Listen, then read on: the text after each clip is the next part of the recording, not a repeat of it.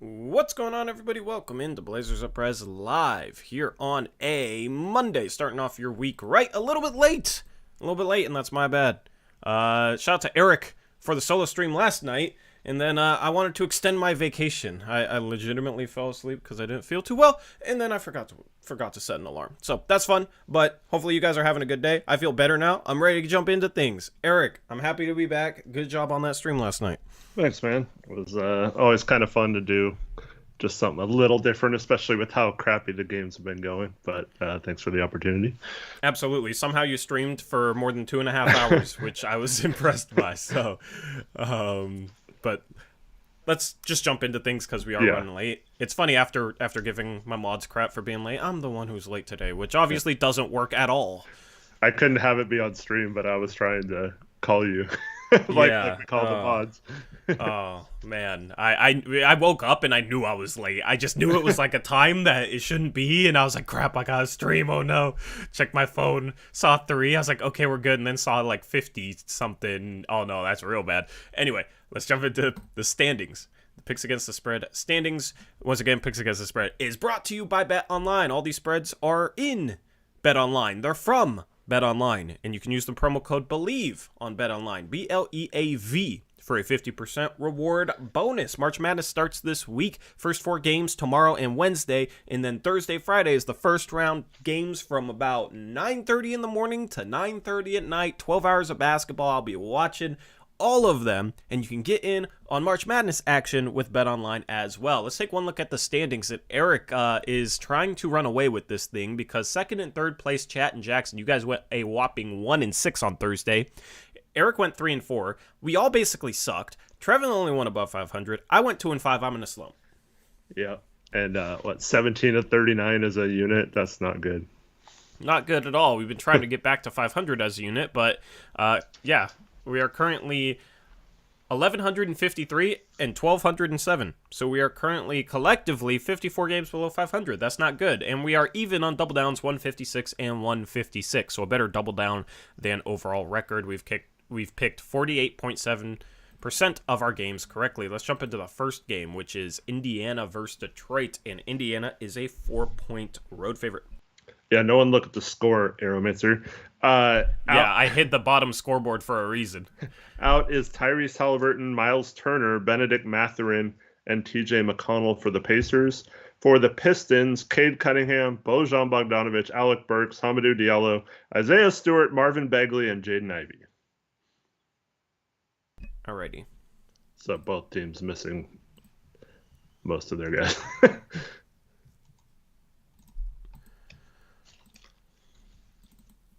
We really want Indiana to win because of the tank race. Yes, we would tied pass with them. Yep. Yeah. I know you were talking about Thursday, Aeromancer. We've had a lot of games recently where teams hit a meaningless shot at the buzzer, but it matters for the spread. It's kind of fun. Yeah. I would go Pacers, I guess. Why is that still a Jazz logo? Hello? I literally just changed it. There. All right, I'm going Pacers. All right, Jackson, Eric, Trevin, all Pacers as well. We all went Pacers, and the Pacers were the wrong pick last time? Is that true? Was it something like that? Yeah, or I don't remember if it was the right or... Yeah, it was the wrong pick. Yeah, they didn't cover. I think they were playing the Rockets, and someone on the Rockets dunked a ball. KJ Martin dunked a ball with like a second left, and it covered the spread. Just missing Connor. You might have to. I'll call Connor. Connor's here, Pacers. I can't even give either of the mods crap, unfortunately. Yeah. I was gonna call him like, sorry, but I need your pick. Zach is Pistons. Okay, cool. Zach got you his picks. Awesome. We should be able to breeze through this then. We got Pacers at 53% of the vote for Chat. All right. And this will be a non-double down game. Everything else will be able to double down because this is the only 4 o'clock game. Yep. All right, game number 2. Dallas versus Memphis. The Grizzlies head into Dallas as 4.5-point road favorites. Very weird game here. That's because the Grizzlies are without Ja Morant, Steven Adams, Brandon Clark, Jake LaRavia, and Vince Williams. The Mavericks are sitting out Luka Doncic, Kyrie Irving, and Christian Wood. What? What are these games today? I don't know. Jackson and myself are going Grizzlies. Trevin Grizzlies as well. Zach is on the Mavericks. I'm going Grizzlies. Aeromancer is Grizzlies as well. Okay, so me, you, Aeromancer, and who? Jackson, Trevin.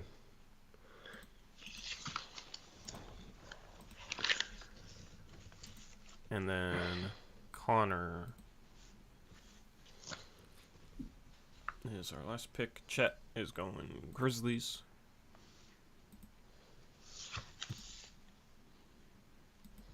I know the Grizzlies play well without guys. I don't know. I don't know about the Mavericks. This could be a Zach Island. Nope, it's Connor going Mavs. All right, that's everyone. All right, cool. Game number 3, we got the Hawks hosting the Timberwolves, and the Timberwolves are 5.5-point road favorites. Another road favorite. The Hawks are favorite. The Hawks are favorites. Yeah. All right, as you can see, I rushed the graphics with things with help from Eric, but messed that one up. All right, I'll fix that in 10 seconds, actually. All right. Read the injuries. Timberwolves are without Karl Anthony Towns, Austin Rivers, Jalen Noel, and Naz Reid was a late scratch. The Hawks had Bogdanovich questionable, but it looks like he's playing. Bang. So Hawks are healthy. Timberwolves missing Naz Reid and Karl Anthony Towns, Austin Rivers, Jalen Noel. Yeah. Cat's injury prone now. Oh, he just hasn't. He was always supposed to be. He's supposed to be back like December-ish, I think, and still out. So he's, Eric and Jackson are Hawks. Zach is Timberwolves.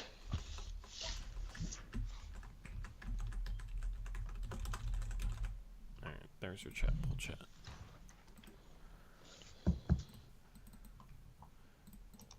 Eric and Jackson, you said, are Hawks? Yes.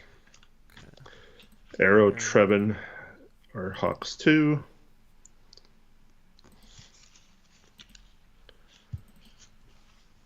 I don't know. You put yourself as Hawks already. Oh, I was trying to put you, but sure, I'll go Hawks. All right. It's a sign. Mm-hmm. I didn't know what to do anyway. That kind of made up my mind. And then who is Timberwolves? Zach. We gonna get Zach and Connor together again? Yep. Connor just went Timberwolves. This will be interesting. Chat's going Timberwolves. All right, chat. Going a little different. They're going with Minnesota. They were confused because they thought Minnesota was the favorite and then Atlanta's the favorites. Well, threw them so that curveball to see how they reacted. They had all decided that since the Timberwolves were the favorite initially. Yeah. Anyway, yeah, feel free to correct any of these other spreads. I think they're all right, but I rushed all these graphics. Game 4, Miami is hosting the Utah Jazz. Miami is 9-point home favorites. Yep. Jazz without Jordan Clarkson, Colin Sexton. Miami Heat without Cody Zeller, Nikola Jovic, Orlando Robinson.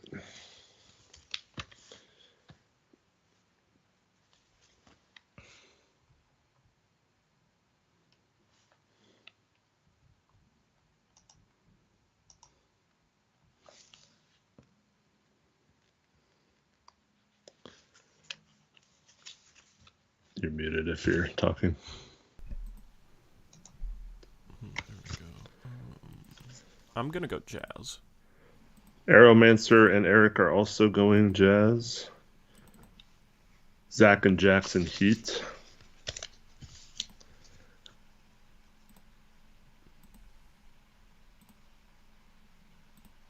All right. is divided so far. Now they're leaning Jazz. There's that, yeah, it was 50-50 and then jumped up to 70-30, 73-27 Jazz. Trevin's on the Heat. Yeah.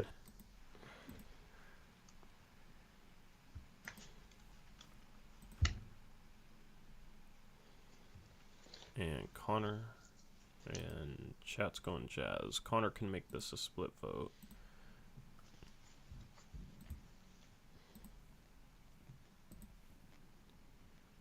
Jimmy Butler over 24.5 points. I'm going under.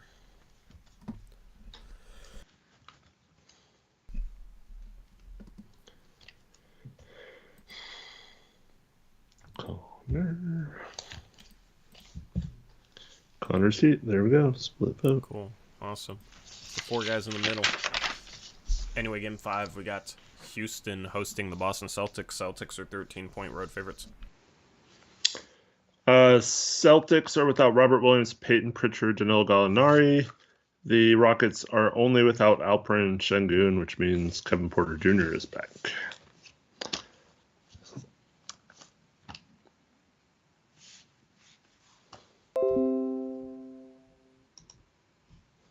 This is actually a really tough spread.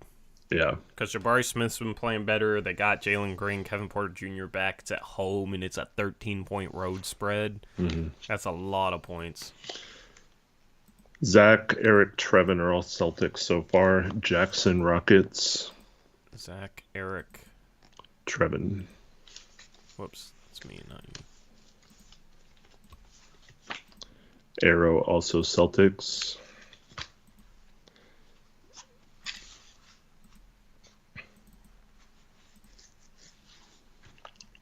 Jackson was Rockets. Yeah. Cool. Oh, God, dude. I don't know. Connor's going Celtics.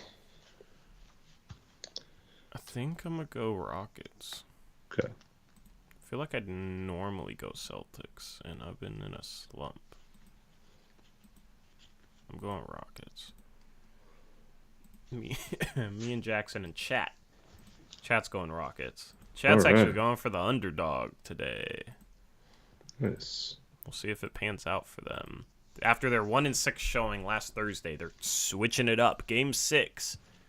We got Sacramento hosting the Bucks. The Bucks are 2-point road favorites. There's a pretty big questionable in this game. I'm just going to double check real quick.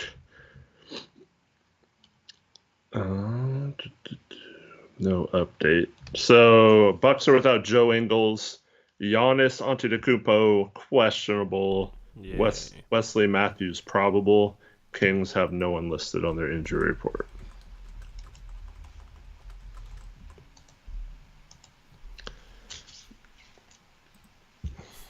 Tori, your Niners lost their quarterback to the Raiders today. You feeling good? I'm feeling great. You got paid. We didn't lose our quarterback. We let him go. Yeah.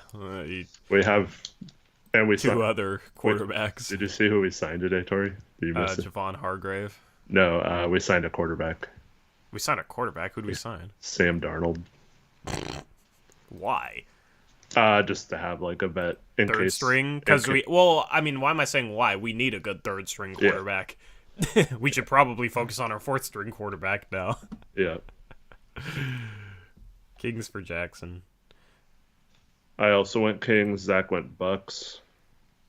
The Niners will probably get a second round compensatory pick for him leaving in free agency. So will that be 2024 draft or this draft? No, it's always a year after. The Niners got like 6 compensatory picks. I know, in this draft, dude. That's the thing that's why I was like fine with the Trey Lance trade. Is they've developed this,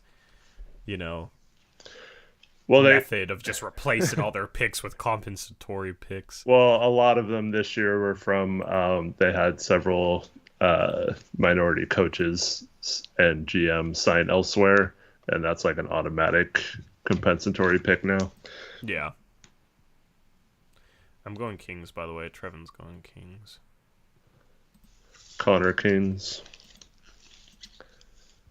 The spread suggests that Giannis will play. Yeah. Yeah.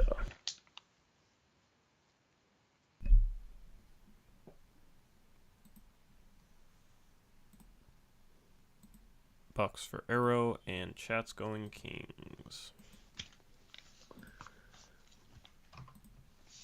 All right, final game. Golden State is hosting Phoenix. What a matchup, except KD won't be playing. Golden State's a 4-point home favorite. What are the other injuries? Yeah, KD and Landry Shamet out for the Suns. The Warriors are without Andrew Wiggins still. Ryan Rollins, Anthony Lamb, and the diaper. Jonathan Kuminga questionable. Probable Draymond Green and Andre Iguodala. Who's the diaper? Someone who's full of crap and a baby. Oh yeah, you're right. Yeah. I should have known. I just completely forgot about him. Yeah. I like that. All right. I'm going Golden State. I am also going Golden State. Jackson is Golden State.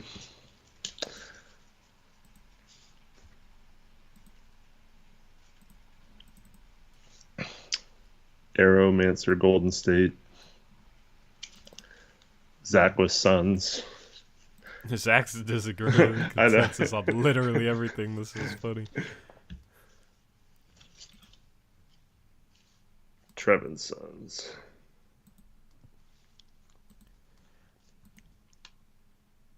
Chat is feeling the Suns. And Connor is feeling... I don't want to know what Connor's feeling. Suns for chat. And Suns for Connor. Split vote. Cool. I like the way these logos look next to each other. Time for double downs. We'll do chat and then Zach. Zach is Celtics. Okay, Zach Celtics. Chat, I think it's going to be the Jazz. Yeah, Jazz.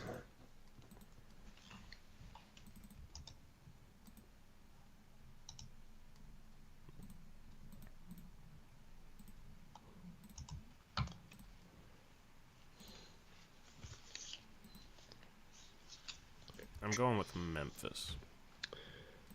All right. Trevin is as well. Didn't we agree on our last double down, or that was like 2 streams ago, Trevin? I don't think it worked out for us. Jackson also said Grizzlies is his double down when he picked them. I don't know if he's still sticking to that. I'm assuming so. I think it's because I had 410 on the graphic when it was 430 for a Grizzlies game. So I had the time a little bit early. What's up, Benz? Welcome back, Mr. 95. I like that. Thank you, Benz. What's up?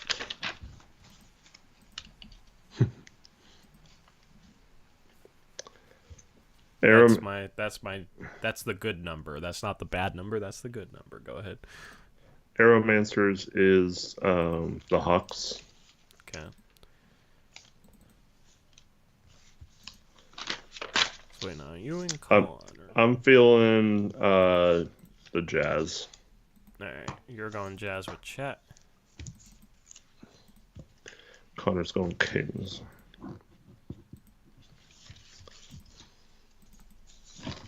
Connor's going Kings. Alright. Cool. That concludes picks against the spread. That was relatively quick, which is good. Looks like some Skittles. We got purple, red, yellow, blue, and green. I love it. Anyway, we can put back up this bottom scoreboard. Pistons are up 13. Nice. Oh, no, that's not good. No, we want the Pacers to win. We don't want the freaking Pistons to beat them. Oh, God. They're hardcore tanking now. So, that segues us into this conversation. Bye, Jackson. It seems like teams are finally hardcore tanking. Are the Blazers one of them? And do they know that they are one of them? Does Dame know that they are one of them? Well, Dame got banged up last game, so what was he technically out with? Calf strain or something. Not strain, but just calf soreness. Hmm. Yeah. I mean, he definitely did have some moments in the Philly game where he looked somewhat injured. One Yeah. time in particular, he stayed down on the floor a little bit. Yeah. Um, He was beat up that game. and yeah, I could definitely see him once again saying, "We're not tanking. We're still 2 games behind." And I don't think the players are actually tanking. But um, shout out to NBA University on Twitter today, who had pre and post trade deadline offensive, defensive, and net ratings for Yeah. every team.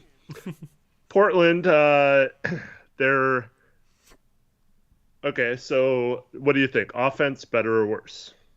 Definitely worse. Yeah, it's pretty Like close. 116 to 12. 114.6. Okay. But we're down. We went from being, like seventh or something to, I believe we're down almost to 20th.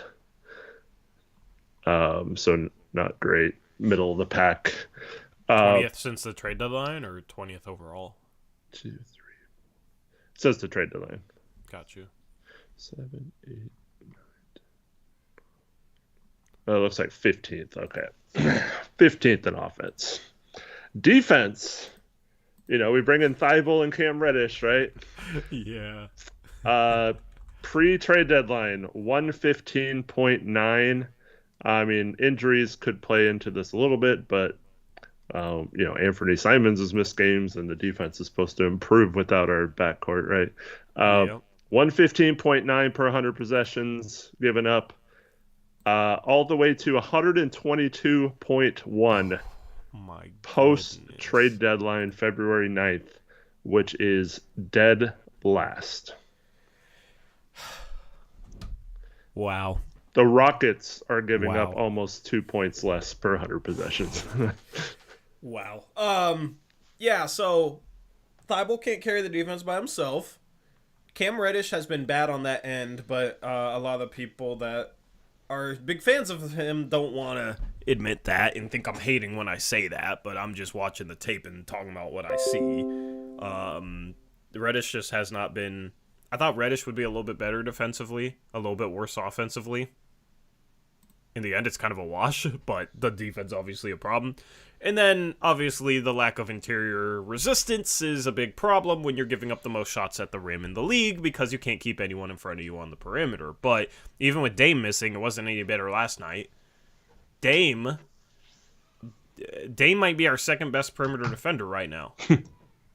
Defending on the perimeter behind Matisse Thybulle. That's how sad it is. That should not be the case, Eric. Yeah. I know, Dame has had a hand in the Blazers' poor defense, but he's not responsible for fixing it. And I heard you talk about it last night, and you put it really, really well. If Dame blows, a defensive assignment, okay, that's fine. He's a guy that's carrying your entire offense. Whereas if Matisse Thybulle does it, it's bad because he's in there because of his defense. To not blow defensive To not blow defensive coverages. So I thought you worded that really well last night, and yeah, that's obviously what this team has to figure out in the offseason, is how to figure out the defense. Got to get guys that can defend the perimeter, multiple guys, because there's too many guys that don't do it. And it's Cam Reddish is one of those guys. Jeremy Grant has been one of those guys, especially lately, mostly due to not getting through screens, but it's not like he's been a lockdown defender in isolation either.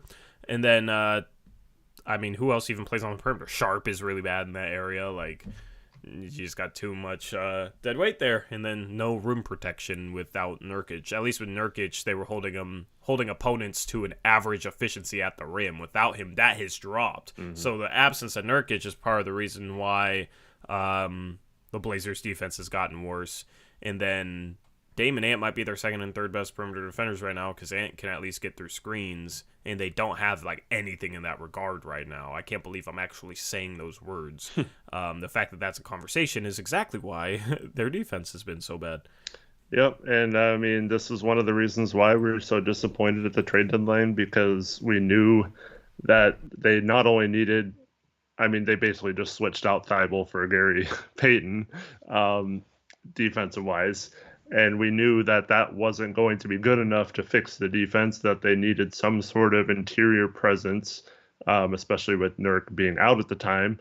And then also, as a backup center when he either misses games or come in for him, or, we're playing Jokic or Embiid the other night, and we could really use another big body to throw at him.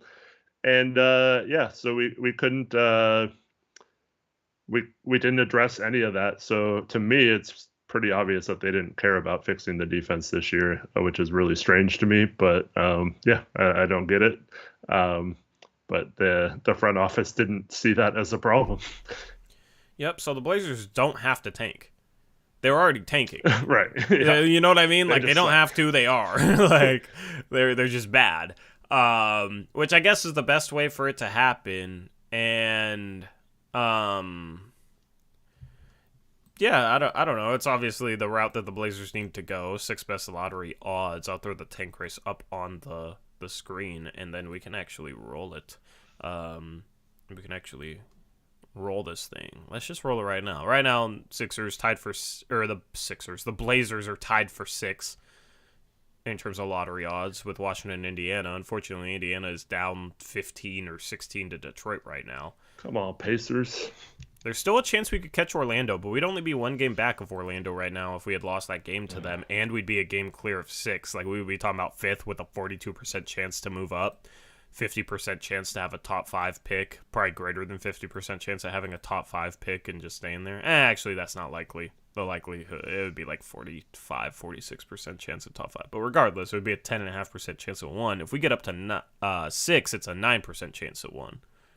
So a 9% chance at Wemby is a greater percent chance that we land Joel Embiid or Giannis Antetokounmpo or any of those big name players. So that is obviously the most realistic path to landing a superstar. Obviously, there's the chance that Wemby doesn't become a superstar, but I think that's lower than the chances of him actually becoming a superstar. So, and we know through this process last year, 6th place, the most likely position to get in the lottery is 7th, so it's not necessarily guaranteed we'd have a top 6 pick because the biggest percentage is number 7.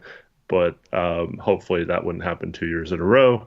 And what is the likelihood of us getting screwed 2 years in a row? Yeah, I don't know if I guess it's like independent of each other, so it wouldn't matter. But like when you think about it like that, yeah, like we're bound for something good at some point, right? I want to say last year when we were doing research on this, like the number 6 pick hadn't moved up relative to the other picks around it as much in recent years. So yeah, which is just coincidence. Maybe it's just due. Yeah, exactly. So let's simulate this lottery, see where the Blazers end up, see if we can do better than we did last night when we got 3rd. Scoot's going to be available at 3rd according to all the talking heads now. Oh, yeah. Oh, God. So far, so good. I don't know why it's scrolling so disjointed. Indiana at 8, Portland at 7. Oh, that was too boring. That didn't count. They decided to redo the entire lottery because it was too boring and not good enough for television, right? Since it's rigged. So, let's see if they rigged it for us. Nope, we're even worse. They rigged it for the Washington Wizards. Kristaps Porzingis and Wemby together with Bradley Beal. We'll see if they can finally do something. Well, they re-signed Kyle Kuzma. Yeah, Wemby's going to be their point guard because they need a point guard. Anyway, that's Tankathon for today. Yeah, we didn't see any of that.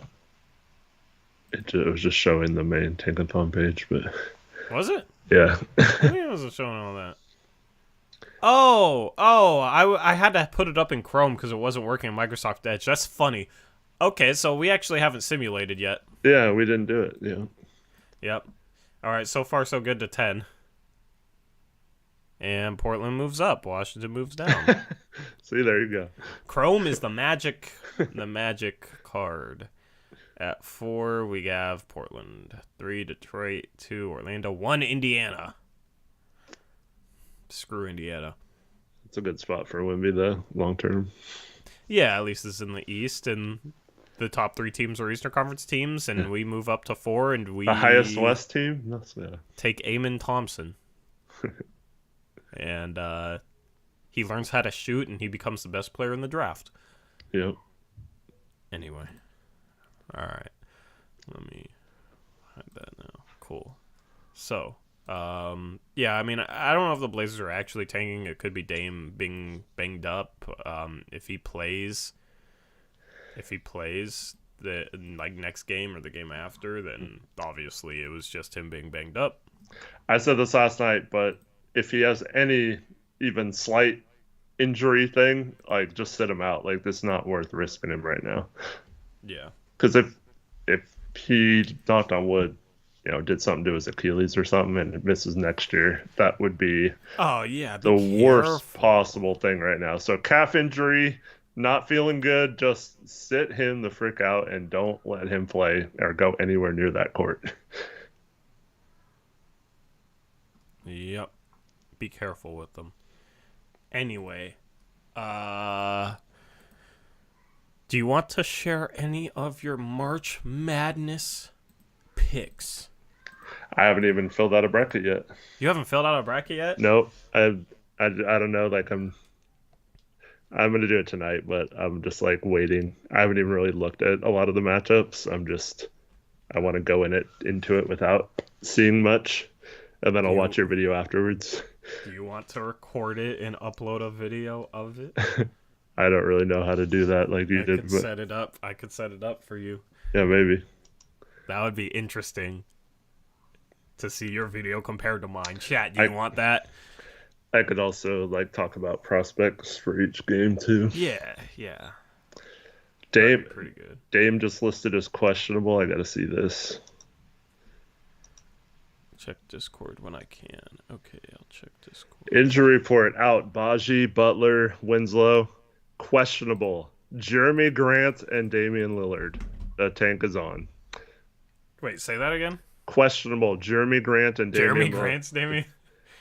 It says It's not even... Didn't he hurt his eye or something yesterday? Yeah, something like that. And we're playing the Knicks? It says quad contusion, not face related, so... We're losing tomorrow. Let's go. And yeah. I mean... I don't know what's changed in just 3 or 4 days from Dame's comments, that because we're still only 2 games out of the play-in. It's not like we're any different than we were a couple weeks ago. We need to get away from that play-in, man. We need to get into the tank. Well, the Thunder are doing well, so that helps. They keep winning. I'm sure to the I'm sure Presti is mad about it, but they're 1 game out of 7th. That's crazy. Yeah. And Presti's shown he can draft really good players in that range anyway. So. Yeah. And they have the picks to maybe maneuver that other teams can't. Not up to 1 or 2, but I mean, if they are finally realizing it, I think it's smart. I know it's, as a fan, it's not what you necessarily want to waste another year of Dame's prime, but it just wasn't happening this year. This team is just not good enough. So, I just feel like they're trying to make something happen that wasn't in the cards. And yeah, they tried. And it's not like this team has been so bad that it's like, oh my goodness, we have so far to go. I mean, we do, but you're sitting here. They were hovering around 500 almost the entire season. So the fact that it's happening now with a chance to get the 6th best odds, it's not like last year where we were just horrible. We weren't as bad as we were last year. But obviously it is frustrating at the same time because of how good Dame was, because Dame struggled when he played last year. So that's a big reason why we're a little bit better this year. But it just comes down to defense, If this was a average defense, this team would have been good. Is what it is. This team would potentially be fighting for home court advantage if they had an average defense. So how in the world do the Blazers get their defense to be average? That is the question. And this offseason is when they have to swing for that, because obviously Jeremy Grant didn't help anything. He didn't fix anything like a lot of people thought he would. So But I still think he could be part of the solution. part of the solution. Yeah. Like a secondary piece of the solution. The problem is we need primary defenders. Right. So Yeah. Man, if you could somehow get Caruso back, or Caruso, like if we trade for our pick back for some reason, and we could somehow get that guy, that would be really nice. Because he actually is showing some ability to carry a defense. But yeah, they do. To me, it's pretty obvious. They need someone who can get through screens and stay in front of their guy up top and not get blown by. And they need bigger size around the rim, better shot blocking instinct players that can defend the rim, whether that's a center or not. But they do need some sort of intimidating presence around the rim. That could be a backup center. It could be, replacing Nurkic or whatever. But they need some sort of like scare factor on defense to where like teams have to game plan to not go near the rim when this person is in the game or whatever. So until they get that size around the rim and someone who can keep in front of their man on the perimeter, I just think it's going to always be kind of clunky and hard. And you'll see sometimes where they play good defense and sometimes where they don't. But most of the time, I think it's going to be relatively bad. But they need length and defense on both the perimeter and inside. So that's why I kind of like players like Lively and Hendricks and players like Jarris Walker who are showing the ability to be high IQ defenders and stuff like that. So hopefully they pick up at least one of those guys in the draft if they don't make a big trade, and then also get another defender in free agency. Yep, absolutely. So on Thursday, let me see when games are, because obviously that's the first day of the first round. Yeah, 9:15. 3:30 is actually a pretty good start time. 3:30 to 3:40 on Thursday, because there's always that little gap. Game, it's like in that little gap. So Auburn, Iowa tips off at 3:50, and then Oral Roberts Duke tips off at 4:10. Colgate, Texas 4:25. So we could actually like live commentate a little bit of Duke Oral Roberts and talk about Lively. I don't know, that could be interesting. Yeah. After picks against the spread. Yeah, we could do something fun there. Gonzaga plays on Friday. So who are they playing? Grand Canyon. What seed did they give Gonzaga? Three. Yeah. I have how was your bracketology, by the way? It was like 1 point off from the best it's ever done, but like they made the criteria for people they feature on the website that I'm a part of stricter. And dude, there's just such inconsistency with some of the things that they do that it's like impossible to build a formula for it. Because that's what I've been trying to do for like 5 years. And it's like 1 year I'll like, after they seed teams, I'll like fit the formula for that year to like accurately reflect that. And then the next year will be off. And it's like to try and make one team better than another team because they got seeded better than another team. I'll like change one thing, but then it'll be accurate for other teams. And it's like Virginia got a higher seed than Duke, even though Duke had a higher net rating, a higher Ken Palm. They were 5-5 and 5-6 versus quad one teams, so 5 quality wins for both, no bad losses for both. Duke just beat them, like controlled a game against them and beat them, and are playing better right now. But Duke somehow gets a lower seed. Like, it made no sense. There was nothing like statistically to suggest that they should have a lower seed. So it's like, how do I build a formula that, I don't know, like I can't figure out why. I think Duke also had a stronger non-conference strength of schedule, which they look at sometimes, I guess. So yeah, it did all right, but I think it will be slightly below average, unfortunately. And I just can't figure out why. Yeah. So Yeah, Duke's weird. They're up to like 12th in the AP poll, and they're mm-hmm. still a 5 seed. Mm-hmm. They've been playing great. Like the last. They put him against my favorite 12, Who are they playing? Oral Roberts. Or Roberts, yeah. I love Oral Roberts. They got that like, 7'3" dude, Connor Vanover, and A. Smith still. Like, I was going to go with Oral Roberts if they were playing any 5 foot Duke, because I don't like Miami. I don't like San Diego State. But, yeah, Xavier also got a 3, and UConn got a 4, despite UConn being the 4th best Ken Palm team and, like, 8th in net rating. And those are metrics that apparently they look at a lot for teams, but then they'll just randomly, like, ignore them. Yeah. So, Weird. that pissed me off. So... I did good like 1 through 3, or 1 and 2 and some 3s, and then I did good like 12 through 16. Yeah. Because they basically just rank those teams based on how strong your conference is, more so than anything. So the 1s and 2s were pretty easy this year, right? Yeah. The only question was who was that final 2, and it became Marquette after they ran through the Big East. Yeah. I was hoping maybe Gonzaga could get it too, but by the way, I don't trust Gonzaga. I had them losing in the first round. That's the one pick I'll spoil for you, Eric, because it was an upset-heavy bracket, and I always like picking a 14. I have the most confidence in Gonzaga being the 3 team that loses, the 3 seed that loses. It's like this with some teams, though. It's like the years you think they have it in them to win a championship, they get upset, and then the years you don't think they are, they go on a run. You're like, what the heck? Like, why couldn't they have done this when they had like Chet and Yep, you're gonna be sitting here saying that like they make the Final Four without Chet, but they couldn't last year. I know. God, when they had an even better chance to actually win the whole thing, yeah. And Aaron Nesmith and stuff, not Aaron Nesmith, Nemhard. That's what I meant to say. Andrew Nemhard. Nemhard, yeah. You always think about Aaron Nesmith. Same pro team, yeah. Yeah.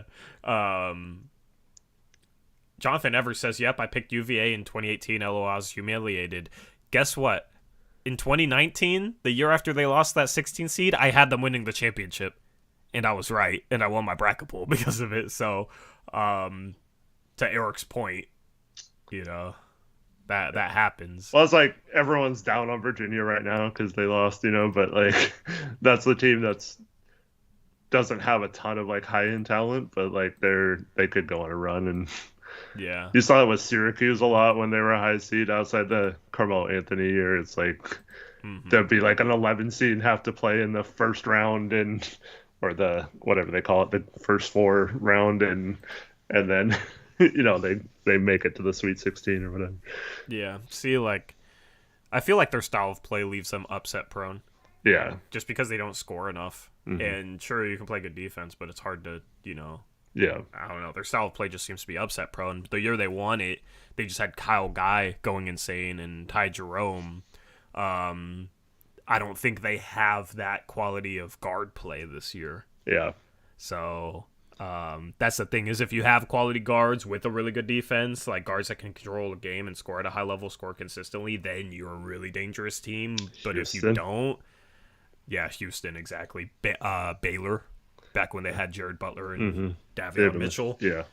The problem is if you don't have that quality of guards, you usually end up with teams that are really good defensively, but can have some absolute massive offensive letdowns that lose them games in the tournament. Tennessee has been one of those teams too. So, I always like to pick against those types of teams for the most part. Yeah. Anyway, anything else? It'll be a fun tourney though. It will be. I'm looking forward to it. I'm looking forward to streaming on Thursday. Yeah. And we can talk about it more on Tuesday because the Blazers play tomorrow, Tuesday, and then they don't play till Friday. Nice. Yeah, so... Only 3 games this week. Yeah, and it's a late game Friday, and I can basically promise you I'm not watching that game. I'm watching college basketball. So, stream and probably talk some college basketball on Friday. I don't know. And this Blazer team seems to be tanking now, although maybe they just have the perfect excuse to rest guys because they're actually hurt. Mm-hmm.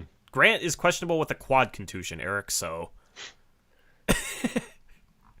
Quad contusion. Time to tank, baby. Let's get 6 best odds again and see if it can go any differently. I will tell you this.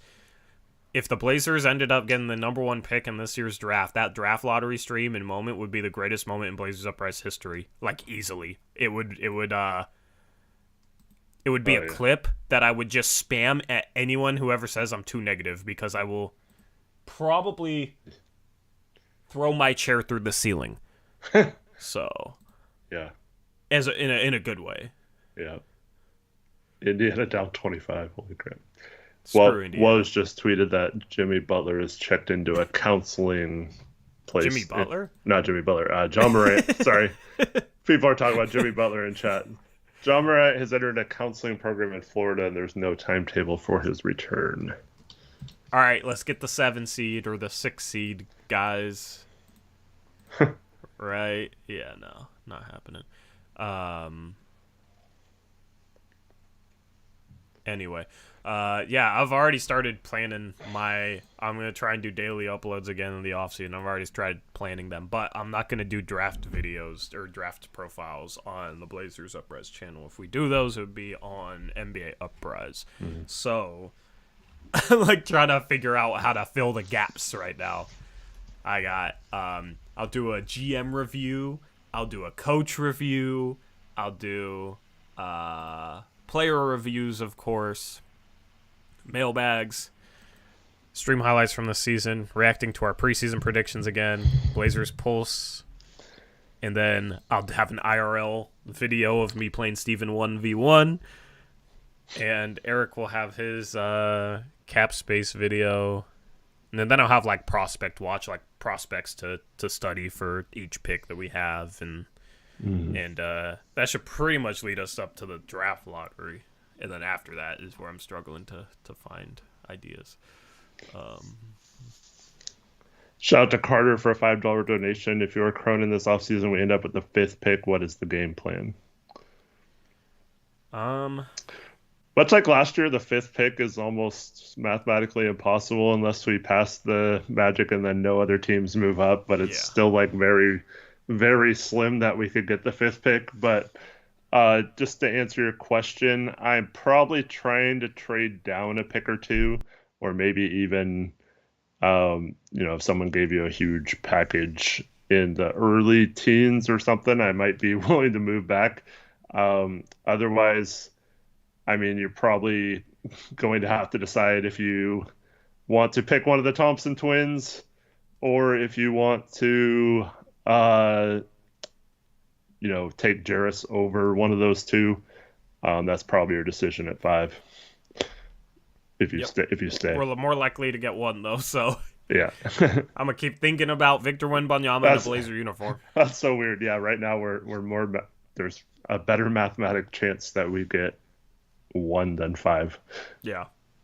That's crazy. Even if you end up at 5th, I think there might be a better chance, just because to stay at 5. You'd have to have no team. 14 would have to, no teams at all would have to move into the top 4. I think that's only happened one time. So. Yeah, it's very unlikely. So, BetOnline needs to let us bet on Torrey versus Steven. Oh goodness, no. Yeah. No, I'm the underdog. Steven's no way. Steven's a 9.5 point favorite. You're acting like you're the Pistons this year. So. Hey, I might have to tank, I might have to tank that game just to make Steven feel better. Anyway, anything else before we run away from the stream? Oh, Blast, do you think Victor makes us a title contender? Not year 1 unless we make a couple other good moves.